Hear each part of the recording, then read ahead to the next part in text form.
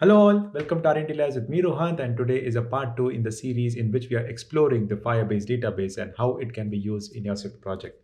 In today's tutorial, we'll see how to query a record from your Firebase database. So let's get started.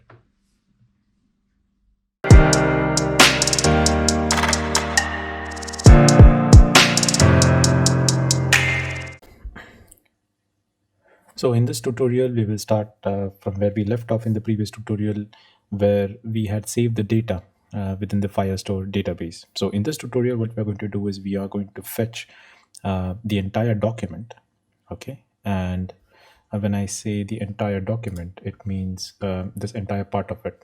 Okay, so we will be querying the users, and within the users, we'll be fetching all the documents, and from there, we'll be fetching all the fields. Okay, so this is a plan. Second, what we're going to do is we are going to add a filter to the query. Okay, and what we're going to do next is we are going to get the data with the filter and we are going to order it. Okay, so these are the three things that we're going to do in this tutorial. So let's get started. So the first thing that I'm going to do is I'm going to add a button to this view controller so that I can add an action to fetch the data. So once we do that, I'll just select the filled button. Okay, this looks much more cleaner to me. I will set the constraints up. The width is there, or maybe I can use this. So I can set the width and height as a constraint. That's done. Plus I want to even add the vertical spacing, so that's already added, so that's fine. So I have all the constraints set up. Now just for the sake of adding it, I'll say get FireStore DB. Okay, so this is what my button text is. Now let us add the action to it. So just make some room, say just control drag it and say get FireStore DB. Okay, and within this we are first going to get, or rather fetch, the entire collection. So what is our collection name? So the collection name is users. Okay, and as you would have collected, okay, in the previous tutorial I had explained to you how the structure is and how you can kind of relate to the relational database. Okay, so in this case what we're going to do is we are going to fetch the entire collection, and within the collection you have an n number of documents, and within the document you have n number of fields. Okay, so the same thing, what we're going to do is we are going to call the users first. Okay, so let's say db.collection. Okay, and within this we have to pass our collection name, which is users. Okay, and you just say get document. Okay, and there is a completion handler over here, and we will be having the query snapshot. Okay, so the query snapshot and the errors are returned as part of the completion handler. So let's say query snapshot. Okay, so this is the query snapshot that the Firestore database will return back to you. Plus, if there are any errors, again, the errors will also be returned to you. Okay, so let's write in, since it is part of the completion handler, and within this we'll just check if there is any error. So let's say if let o err is equal to err, which is a variable. Okay, within this we will write a print statement just to show what the error is all about. Okay, so let's say error, error, and using string interpolation we can say OERR dot localized description. Okay, so this is done for you. Next, what we're going to do is there is an else block. So you have an error, you have handled it, fine. Okay, but you need to also get the data back, isn't it? So I will say since this is a hierarchy, okay, so whenever you have a hierarchy in any programming language, and if you need to show that data in a UI, you need to write a loop. Okay, so in our case, we are just going to write a for loop. Okay, so for document in query snapshot. So this is our variable from the completion handler, and within that, we'll say dot document. Okay, so we are going to write a for loop, and within which we are going to iterate through the document collection. So document collection will be within the snapshot. So every single element of the document will be there in the snapshot.documents property. Okay, so once we do that, what we're going to do is we are going to show this within our text view. So if you recollect, we had named our text view as name list. So we're just going to write it over there, and we're just going to say dot text dot append. Okay, so what we're going to do is we are going to append the contents from the document. Okay, so we are going to use append contents of new elements.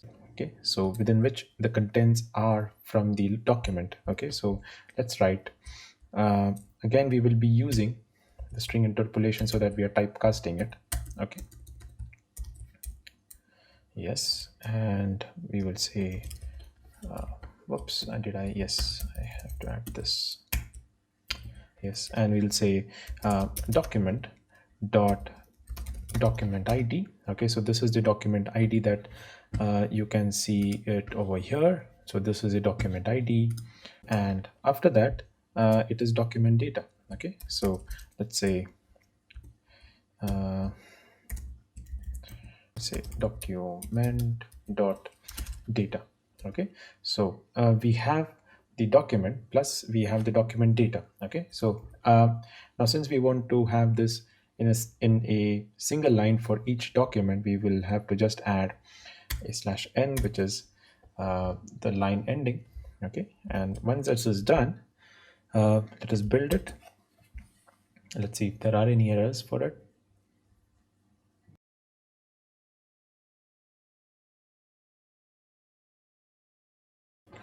All right, so the build is successful. Let's run this on a simulator and see.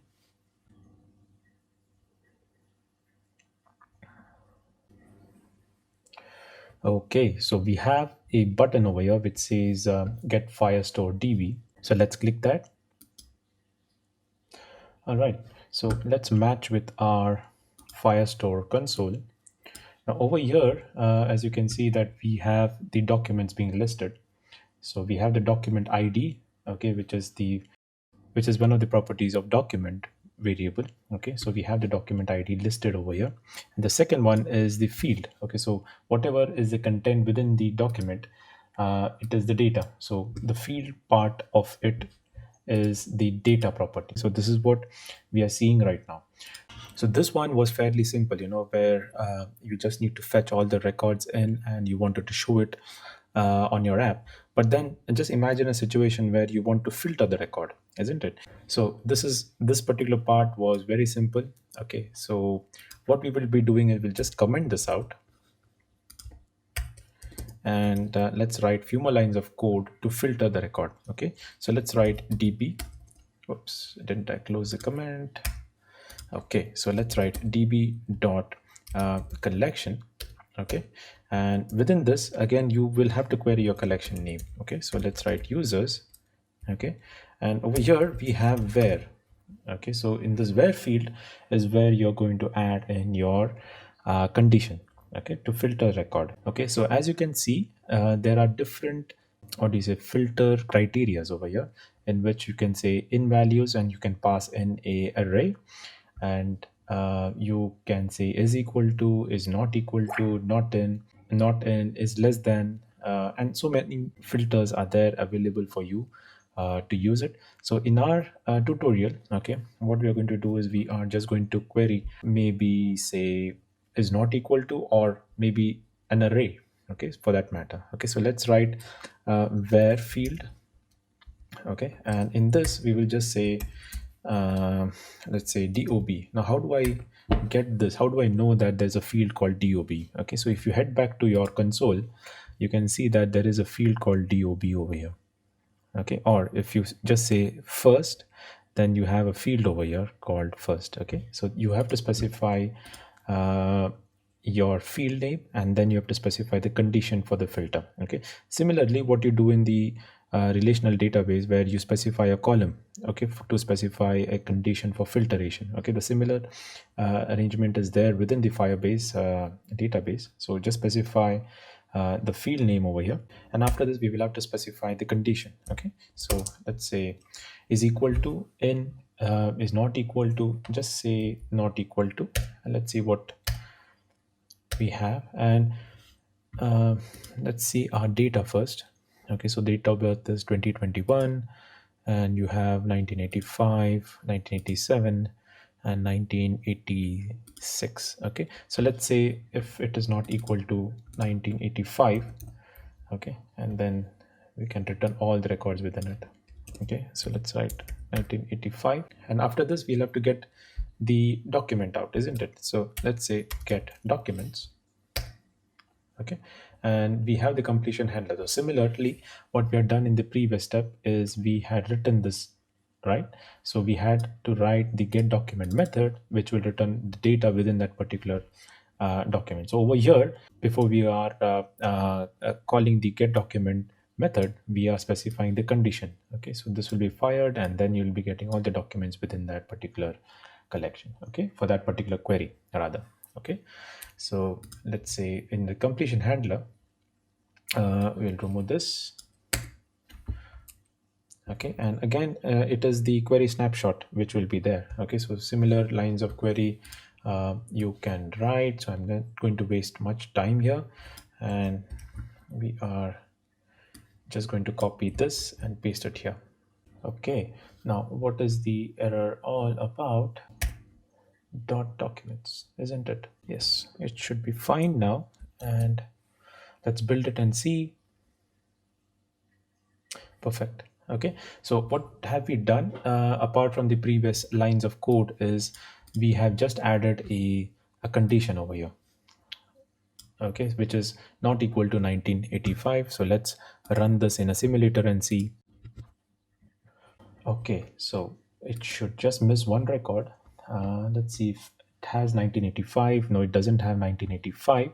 So which means our filtration is working. Okay, so now let's try the array part of it. Okay, so let's say in, okay, and over here we will just specify the array of it. Okay, so let's remove this.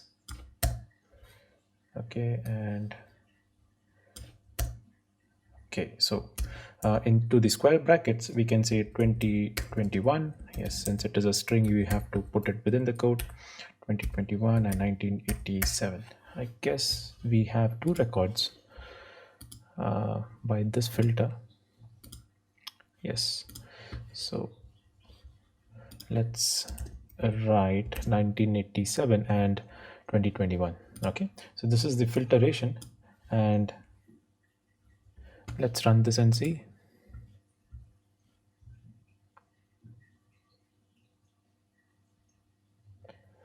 Okay, fantastic. Okay, so we have two records as we expected, and since we have seen it in the console as well, so we have two records by this particular filter. Furthermore, okay, now we also want to order them. Okay, so we have the date of birth, we have a big list of date of birth fields. Okay, so now you want to order them, isn't it? So it will be a good practice for us to specify that order. So one thing that I wanted to tell you is, like, when you are adding a order by field, the field name shouldn't be similar to what you had specified in the where clause. Okay, so you have a where field which is dob, so you can't just say dot order by. Okay, and over here you can't just specify dob. The Firebase database will throw errors at you. Okay, so this is not permitted as per the Firebase documentation, and plus once you are implementing this, you'll be able to kind of feel it yourself. So this is not permitted. So what we are going to do is we have a field which is having a first name. Okay, so first name is Rohant over here, and we have quite a few of them over here. So what we're going to do is we are specifying the name over here. So let's say first. Okay, and let's write Rohant. Okay, so we just say first, and then we will specify the first name. Okay, so this will fetch the records of the first name. Okay, and then we will specify the order. Okay, so date of birth is a DOB field, and that is what the query is all about. So let's run this and see. Okay, so I'll click the get Firestore DB button. Okay, and this is very important. I wanted you guys to see this. Okay, so what happens is basically you will not get any data out. Okay, so when you will get the data is like you will have to create an index. Okay, so what Firebase database purely relies on is like when you have an order by clause set to your query, it will ask you to create an index. Now don't fret. Okay, it is very easy for us to create an index. You just need to copy this line of code over here, okay, which is written on your console. Okay, so just copy this. Okay, and this is the same one. So the it says like the query requires an index. You can create it here. This is the same. Okay, so both the URLs are same. If you want to even copy this, you can, or if you want to just copy this, it's the same. Okay, so you just copy any one of the URL. And guys, whenever you're using any Firebase utilities, it is best to use Chrome or Edge and not Safari, because it is compatible. Whatever they have built in within the Firebase console is quite compatible with Edge and Chrome. Okay, so I have faced personally a lot of issues in functions not working. Okay, so just open another tab and paste it, and let's see if we have a prompt over here. Okay, so the URL that we had pasted on the address bar has created a prompt. Okay, so what does the prompt say? It asks you whether you want the index to be created, and this is the constraint to that index. Okay, so which says the first name or the first field is in ascending and date of birth is in ascending. Why it is ascending is because we haven't specified the order over here. Okay, so once we specify the order, it will be you can change the order either ascending or descending. By default it is ascending, so you can specify that as well, and just click create index. Now again, it will take a while for the index to create. Okay, so you need a lot of patience over here. For me, during the initial tests, it took around 5 minutes. Okay, so it depends, it is subjective, so just wait, hang on, and let it do its job. And don't click refresh over here. Okay, so one thing that I wanted to tell you guys is like don't click refresh, because again the same URL will be copied and run again. Okay, so don't do that. In fact, what I would advise you to do is go back to your Firebase console, go to the index tab of it, and this is your FireStore project. Okay, so within this project is where we are seeing all the collections and fields. So the third tab to the right is the indexes. Just open that and you can see that it is still building. Okay, so this URL is different than this URL. Okay, so let it give some time and we'll keep on refreshing it. Let's see if the indexes are created. All right, so the status, as you can see, is enabled. Okay, and so what next now? Okay, so what you have to do is just stop the project. Okay, and just run again, and let's see if we are able to see the filter. Okay, applied, and also the sort order. Okay, so now let's say get Firestore DB, and perfect. See, you have the data and it is sorted, though in the ascending order. Okay, so now if you need to do another filter, so now if you want to do another way of sorting the data, that is if you want to specify the descending order of the sorting, then how will you do it? So what you're going to do over here is we have already the order by method. So within that, just specify the descending. Okay, so just say descending is equal to true. Okay, so just specify this. Now again, you will be asking, will this run? My answer is no. So you will have to run this and you will have to get the URL over here. Again, the indexes need to be created. So as and when you change the order by clause, specify the order of your sorting. Every now and then you will have to create an index. Okay, so the index URL will be there on your console. Just copy that and paste it on the browser. Okay, so let's give it another try for the descending order, and let's see what is the constraint that the Firebase database will have on us. Perfect. So let's say get Firestore DB, no data over here, but URL over here. Okay, so let's copy this URL, and it's very simple. You need to go to your browser and just close this and just paste it.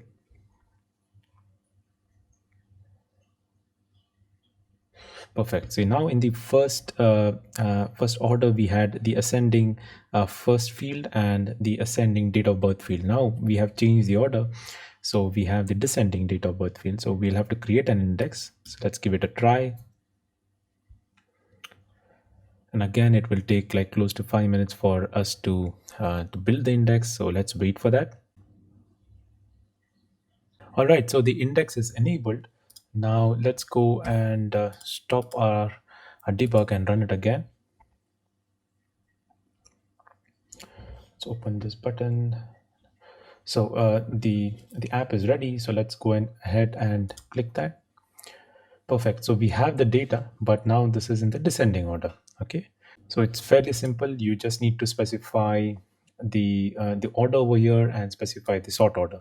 So as you have seen, it's quite simple to get the data from your Firebase database into your Swift project. If you have any doubts, please reach me out in the comment section. I'll be happy to help as always. And please like and subscribe to the channel. And yes, in the coming tutorials, we are seeing more in-depth advanced features of using Firebase database. So please stick around and keep watching. Take care.